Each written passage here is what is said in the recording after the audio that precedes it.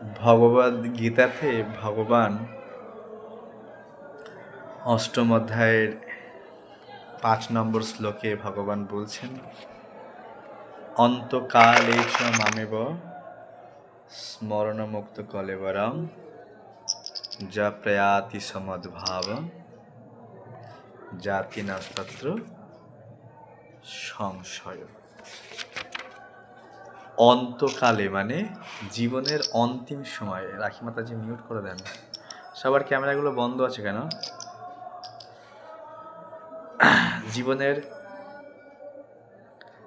অন্তিম সময়ে মাম, ভগবান বলছেন এখানে, ভগবান উবাচ, ভগবান বলছেন মাম মানে আমাকে, হ্যাঁ, স্মরণ মানে স্মরণ করা, হ্যাঁ, মুক্তা কলেবরাম যে তার শরীরকে ত্যাগ করবে, য মানে যিনি প্রয়াতি প্রয়াণ করেন, স মদ ভাবম আমার ভাব লাভ করে, জাতি নস্তি অত্র সংশয়, কোনো সংশয় নেই, সে যে আমাকে লাভ করবে এ বিষয়ে কোনো সংশয় নেই, সে নিঃসন্দেহে আমাকে লাভ করবে।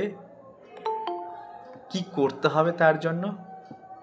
নিঃসন্দেহে ভগবানকে লাভ করার জন্য কি করণীয়? তো ভগবান বলছে, যদি তুমি অন্তিমকালে আমাকে স্মরণ করতে করতে তোমার এই কলেবর, এই শরীরটা ত্যাগ করতে পারো। ভাগবতমেও বলা হয়েছে এই একই কথা, যে অন্তিমকালে ভগবানের স্মরণ করতে করতে শরীরটা কিভাবে ছাড়া যায়। হ্যাঁ,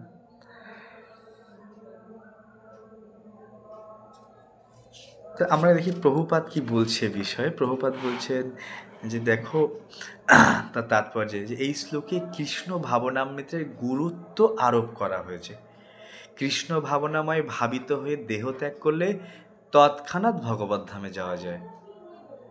পরমেশ্বর ভগবান সকল শুদ্ধ সত্তার মধ্যে শুদ্ধতম, সুতরাং নিরন্তর কৃষ্ণ ভাবনায় ময় ব্যক্তি শুদ্ধ সত্তার মধ্যে শুদ্ধতম হয়ে ওঠেন। আমরা যদি নিরন্তর আগুনের সঙ্গে থাকি, একটা লোহা যদি নিরন্তর আগুনের সঙ্গে থাকে, লোহাটা আগুনের রূপ প্রাপ্ত হয় না? কি হয়? লোহাটা আগুনের মতো লাল হয়ে যায়, আমরা হাত দিলে আমাদের হাত পুড়ে যাবে লোহার মধ্যে। ঠিক পরম শুদ্ধ ভগবান, পরম শুদ্ধ ভগবান বলছেন পরম পবিত্রম ভবান। অর্জুন ভগবানকে বললেন, যখন বিশ্বরূপ দেখলেন অর্জুন ভগবান কৃষ্ণের, তো বলছে, ভগবান আপনি পরব্রহ্ম, আপনি পরম ধাম, আপনি পরম পবিত্র। পরম পবিত্র মানে মানে শুদ্ধ, একদম নিষ্কলুষ, মানে বিন্দুমাত্র আপনার মধ্যে খাদ নেই, ডাস্ট নেই, নির্মল, পরম নির্মল, পরম পবিত্র। প্রভুপাদ এই যে উদাহরণ দিচ্ছিলেন যে যদি আমরা আগুনের সান্নিধ্যে কোনো লোহাকে ঢুকিয়ে দিই, ওই লোহা কিন্তু আগুনের রূপ প্রাপ্ত হয়, আগুনের মতোই সে শক্তিশালী হয়ে ওঠে, তাকে হাত দিলে হাত পুড়ে যাবে লোহাতে, ঠিক কি না? ঠিক তেমনি আপনি যদি পরম পবিত্র ভগবানের সান্নিধ্যে থাকেন তো আপনিও পবিত্র হয়ে যাবেন। এই যে ভগবান এখানে বলছেন যে সমস্ত শুদ্ধ সত্তার মধ্যে শুদ্ধতম ভগবান, হ্যাঁ, তিনি পরম শুদ্ধ। তা আমি তো অপবিত্র, আমি তো অশুদ্ধ, তাহলে আমি কিভাবে শুদ্ধ হতে পারি? বলে ঠিক যেভাবে একটা লোহা আগুনের মধ্যে দিলে আগুনের মতো রূপ প্রাপ্ত হয়, অত্যন্ত গরম, অত্যন্ত শক্তিশালী আগুনে পরিণত হয়, ঠিক এই জীবাত্মা যখন ভগবান পরম পবিত্র, পরম শুদ্ধ, আর যখন সেই পরম শুদ্ধের চিন্তা করুন তো, আমাদের পূজারীগুলো রোজ ভগবানের কাপড় চেঞ্জ করছে, সেই পরম শুদ্ধ ভগবানকে স্পর্শ করছে, কাপড় চেঞ্জ করে দিচ্ছে ভগবানকে, রোজ ভগবানকে স্নান করাচ্ছে, পরম শুদ্ধ ভগবান। আমরা পূজারী করছে শিখছিলাম, আমাদেরকে শেখানো হচ্ছিল যে পরম শুদ্ধ ভগবান তাকে যে তার শরীর যে আমরা স্পর্শ করছি, তাকে স্নান করানো, তাকে ড্রেস চেঞ্জ করা, তার গলায় মালা দেওয়া, হ্যাঁ, তার জন্য ভোগ রন্ধন করা, ভোগ সামনে গিয়ে দেওয়া, এই হচ্ছে পরম পবিত্রের সংস্পর্শে আমরা থাকার সৌভাগ্য লাভ করছি যারা ভক্তি জীবন করছে। যেভাবে আগুনের সান্নিধ্যে একটা লোহা চলে গেলে আগুনের মতো হয়ে যায়, ঠিক যদিও আমরা অশুদ্ধ, আমাদের মধ্যে শুদ্ধতা নেই, আমরা অপবিত্র, আর আমরা অশুদ্ধ বা অপবিত্র যদি আমরা ভগবানের সান্নিধ্যে, ভগবানকে ভোগ লাগানো, ভগবানকে গলায় মালা দেওয়া, ভগবানের চরণে ফুল অর্পণ করা, জিহ্বা দিয়ে ভগবানের দিব্য নাম উচ্চারণ করা, হরে কৃষ্ণ কৃষ্ণ কৃষ্ণ হরে হরে, হরে রাম রাম রাম হরে হরে। এমনকি যারা ভগবানের প্রেমী ভক্ত, যারা ভগবানের বরিষ্ঠ ভক্ত, ভগবানের শুদ্ধ ভক্ত, তাদের শ্রীমুখ থেকে কৃষ্ণ কথা শ্রবণ করা, তাদের সাথে চরণতলে গিয়ে বসা, তারা আমাকে দেখবে খুব সুন্দরভাবে কাছ থেকে কৃপা দৃষ্টি দেবে। হ্যাঁ, আমরা মহারাজের সান্নিধ্য পাই অফিসিয়ালিভাবে।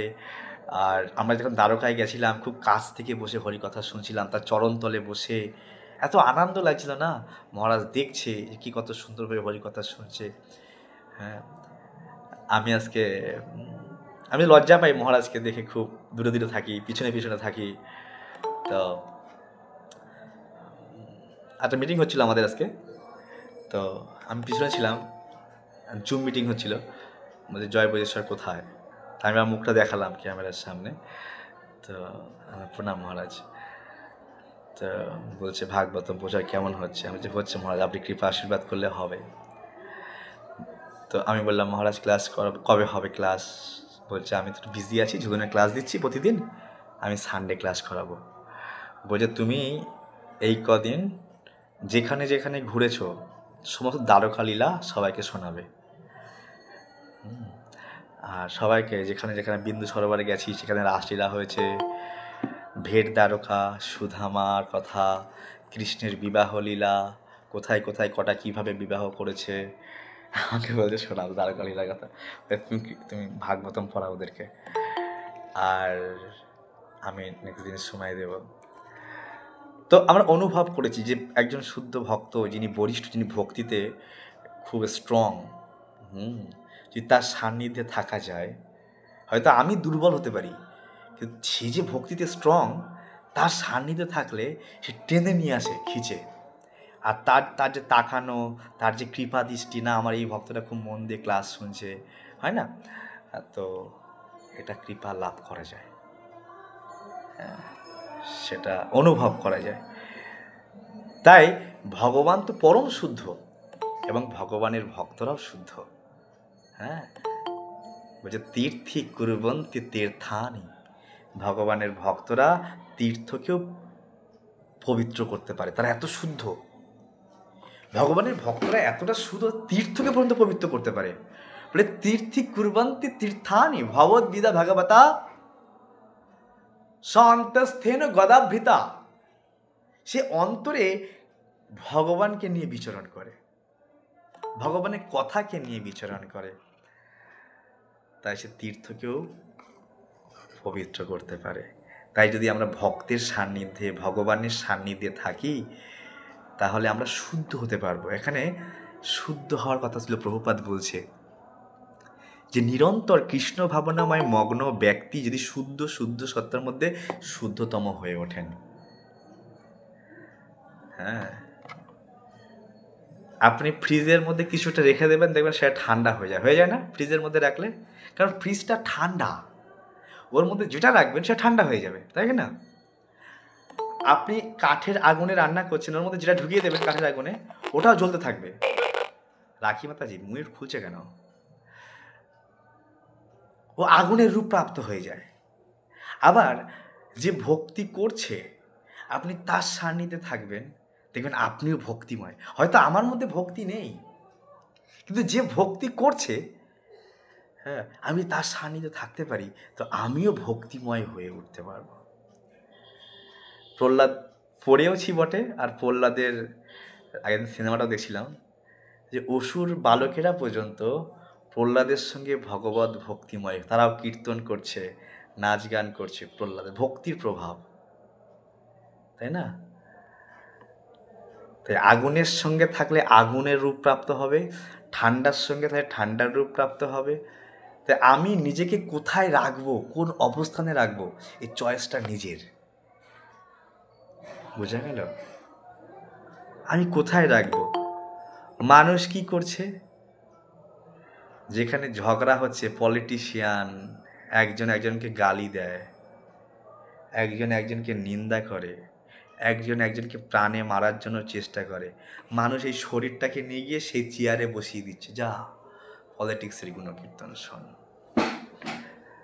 একজনা গর্ব করে বলছে, প্রভু আমি ক্রিকেট দেখতে এসেছি, ক্রিকেট। আমি বলি বাহ, খুব সুন্দর। তো শরীরটাকে নিয়ে গিয়ে ক্রিকেটের স্টেডিয়ামে বসিয়ে দিয়েছে, 2-5 ঘন্টা ক্রিকেট দেখে এনজয় করবে, টাকা দিয়ে এখানে এনজয় করবে, খাবে দাবে, ক্রিকেট দেখবে। তো ওর মনোভাব কি? ওইখানে ওই মনোভাব চলে আসবে, ক্রিকেটের মনোভাব চলে আসবে। হ্যাঁ, যে পলিটিশিয়ানে যে চলে যাবে, সে পলিটিশিয়ান পলিটিক্স মনোভাব চলে আসবে। বুদ্ধিমান ব্যক্তি কি করবে? আমি আমার শরীরটা কতক্ষণ ভগবানের সান্নিধ্যে রাখতে পারবো। আমরা পূজারি ক্লাসে শিখেছিলাম যে ভগবান পরম পবিত্র, আর এখানে প্রভুপাদ সে কথা বলছে। তাই আমি যদি ভগবানের এই 2 হাত দিয়ে স্পর্শ করি, ভগবানকে স্নান করাবো, গোছাবো, সাজাবো, ফুল দেবো, তো ভগবান তো পবিত্র। আমি ভগবানের জিহ্বা দিয়ে নাম করবো, আমি ভগবানের রান্না করবো, ভগবানকে ভোগ লাগাবো সুন্দর করে, হ্যাঁ, ভগবানের ভক্তদেরকে প্রসাদ পাওয়াবো, তা আমি পবিত্র হয়ে যাব।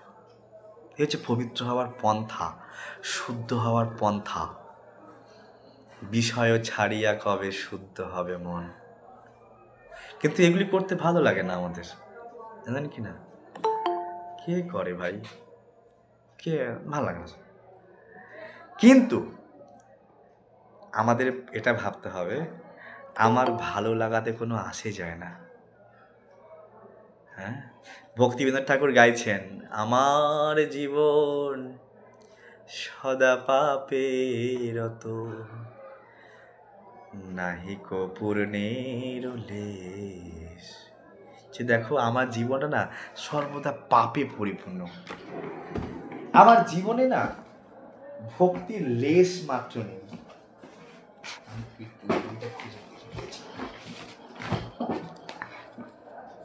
লেশ মাত্র নেই।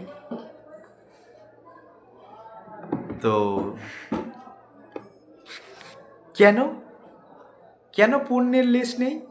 কেন ভাই তোমার পুণ্য কর্ম হচ্ছে না? কেন তোমার ভক্তি হচ্ছে না? বলে কেন হচ্ছে না জানো? বলে পরের উদ্বেগ দিয়াছি যে কত, দিয়াছি জীবের ক্লেশ। আমি না অনেককে বিনা কারণে টেনশন দিয়েছি, অনেককে উদ্বেগ দিয়েছি, শুধু মানুষকে না, জীবদেরকেও, মশা মাছি মাছ ছাগল গরু, আমি উদ্বেগ দিয়েছি। আমি যদি অন্যকে কষ্ট দিই তা আমি কি করে সুখী হতে পারবো? পরেরও উদ্বেগ দিয়াছি যে কত, দিয়াছি জীবেরও ক্লেশ। আমি যে কতজনকে দুঃখ দিয়েছি। ভাই তুমি কেন দুঃখ দিয়েছো? তুমি অন্যকে কেন দুঃখ দিয়েছো? আমরা অন্যকে কেন দুঃখ দিই? নিজের সুখের জন্য। আমি আমার নিজের সুখের জন্য অন্যকে দুঃখ দিই, যেন তেন প্রকারে নিজেকে সুখী থাকতে হবে। আমরা কিভাবে পাপ কাজ করি সে কথা এখানে ভক্তিবিনোদ ঠাকুর বলছে। আমরা কতটা অশুদ্ধ, আমরা যে শুদ্ধ আত্মা নই, আমাদের বিচার যে শুদ্ধ নয়, আমাদের মানসিকতা তো শুদ্ধ নয়। নিজ সুখ লাগি পাপে নাহি ডরি। আমি একটু পাপকে ভয় পাই না, নিজের সুখের জন্য আমি বিন্দুমাত্র পাপকে ভয় পাই না। কেন? আমি নিজে সুখী হতে চাই। নিজ সুখ লাগি পাপে নাহি ডরি। কেন? আমার মধ্যে দয়া নেই তো, দয়াহীন। কোনো জীবকে মারতে, কোনো জীবকে কষ্ট দিতে বিন্দুমাত্র দ্বিধাবোধ হয় না, কারণ আমি সেলফিশ, স্বার্থপর। তা আমি শুদ্ধ আত্মা কিভাবে হব? এতগুলো বদ গুণ যদি আমার মধ্যে ভরা থাকে, এই যে ভগবান বলছে শুদ্ধ হতে হবে, ভগবানের সান্নিধ্যে থাকলে, ভগবানের নামের সান্নিধ্যে থাকলে, ভগবানের ভক্তের সান্নিধ্যে থাকলে তুমি পরম শুদ্ধ হতে পারবে। তাহলে অশুদ্ধগুলো কি? এই যে কথাগুলো বলছি এগুলো আমাদের অশুদ্ধতা। হ্যাঁ, যে আমি অত্যন্ত সেলফিশ, স্বার্থপর, আর নিজের স্বার্থের জন্য, নিজের সুখের জন্য আমি পাপকেও ভয় পাই না।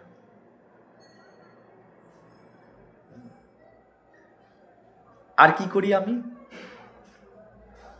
পর সুখে দুঃখী সদা মিথ্যাভাসী, পর দুঃখ সুখ কর। পরের যদি পরের যদি দুঃখ হয় তা আমার তখন আনন্দ হয়, অন্যের যখন দুঃখ হয় আমার তখন আনন্দ হয়। একটা ছোট উদাহরণ দিই, দেখবেন আমাদেরই বন্ধু হয়তো স্লিপ খেয়ে পড়ে গেছে, হা হা হা হা হা পড়ে গেছে, হাসি না আমরা? ওর তো হাতটা ভেঙে যেতে পারতো পড়ে গিয়ে, পাটা পড়ে যেতে পারতো, ভেঙে যেতে পারতো, কিন্তু ও যেই পড়ে যায় সে আমরা হাসি, হা হা হা হা পড়ে গেছে স্লিপ খেয়ে, দেখো দেখো, এই দেখো দেখো মাছ ধরেছে, বলি না এরকম করে। তার মানে কি? আমাদের আগাগোড়াই ওই রকম মানসিকতা, অন্যের দুঃখ দেখলে হাসি পায়। আরে ভাই, তো দুঃখী হওয়া উচিত।